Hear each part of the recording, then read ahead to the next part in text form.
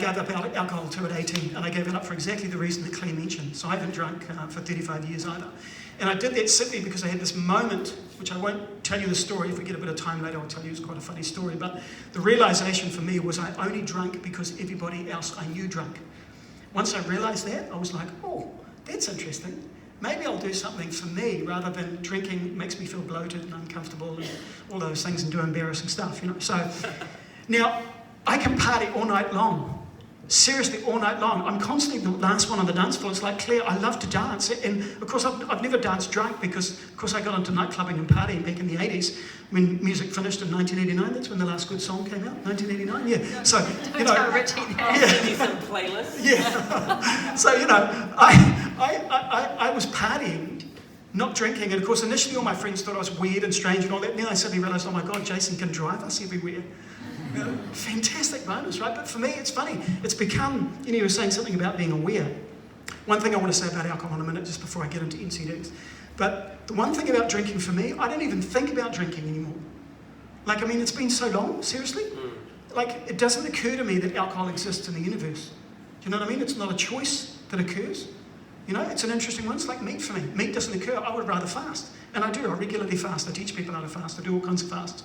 I'm one of the original fasting teachers in New Zealand. I've been regularly fasting for over 35 years as well. So, you know, it's an interesting one when you put something in a place where it doesn't exist. You don't miss it.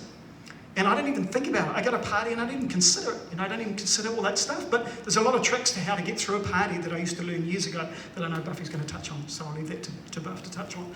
But the one thing about alcohol that I really want to get to before I jump into NCDs is the one thing that alcohol does is cross the blood-brain barrier. It's one of the only things that does it. Astaxanthin also does it. That red pigment in salmon that you eat that gets them swimming up the rivers and has them reproduce in there. It's a carotenoid called astaxanthin that also does the same thing. But alcohol crosses the blood-brain barrier. That's why we drink. We drink because we don't want to be where we are. Now, I know that statement, for some of you, is really going to piss you off. But I just want to be really straight about it. We only drink because we're not happy with where we are. Why?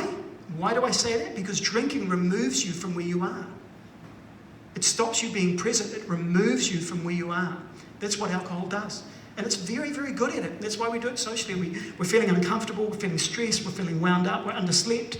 You know, we have to perform at work, like you say, we're scared of shame and embarrassment, all those human things. So we know we get a bit of Dutch courage and, you know, it makes us feel more comfortable and we're okay. The thing is, it's removed you from where you were. And the one thing I love about being sober is that I'm present. I can remember everything about my kids. I can still remember my kids being born, every one of them, like it was yesterday. For one of them, it was 30 years ago. I can still remember it. I can remember everything. My friends ask me, you know, what happened? Because they know my memory. I was there, and I witnessed it, and because I wasn't drunk, it's all there. You know, so I love that. I absolutely love that. And the thing about being an inspiration to people, you know, I didn't realize I was an inspiration. I've always had myself as a health coach since I've been doing this work. And, you know, I got well and I stayed well. And then basically I started writing my books because so many people would say to me, you are so irritatingly healthy. Can you teach me what it is you do? And I say, well, you know what I do. I gave up meat, I ate a plant-based whole food diet, I don't drink, I don't do drugs, I go to bed early, I do my yoga, I exercise, I have good thoughts, you know, I keep myself calm, I do what I love, I make sure I've got enough fibre running through my bowel and my digestive system, you know, all these things, you know. And so people said, you've got to write, you know, so I started writing and that's why I became an author, etc. But, you know, the interesting thing was I didn't have myself as an inspiration at all, I had myself as a health researcher. That's who I think I am. But to other people, they are inspired by me, by what I've done. And so it's interesting when you look at that with your children, because all you have is who you are with your kids, and they will follow in your footsteps, believe me. The longer you walk the talk, the longer they'll follow, and they'll have that as an option. And I love having that as an option for my kids. So for me, there was a couple of tricks that I used, and when I gave up alcohol, it was back in the 80s, so there was literally, you know, when you asked for a non-alcoholic drink, no one understood your language. They didn't understand the actual concept, you know, in a bar. And so I got used to, the first thing I always do whenever I ended up at a bar, when I was initially uncertain, and unconfident within myself, because I was only 18, so I was a little bubble. What I would do is I would go to the bar, I'd just get a water, or a sparkling water, and I'd get them to put ice in it with a straw and a bit of lemon, and I'd even pay $1 for it, or whatever, it was 50 cents or something back in those days. But, and then you hold it. It's one of those golden tricks to having people stop trying to get you to drink, or to shame you into drinking, or to publicly shame you or embarrass you. is to hold a drink in your hands. It's just it's an absolute golden rule. The first thing you do when you go anywhere is get yourself a non-alcoholic drink and hang on to it. And if you just hang on to it all night long, often I'll hang on to a drink and won't even drink it. I'll just hang on to it, drink lots of water, and then I'll go back to my drink and hold it.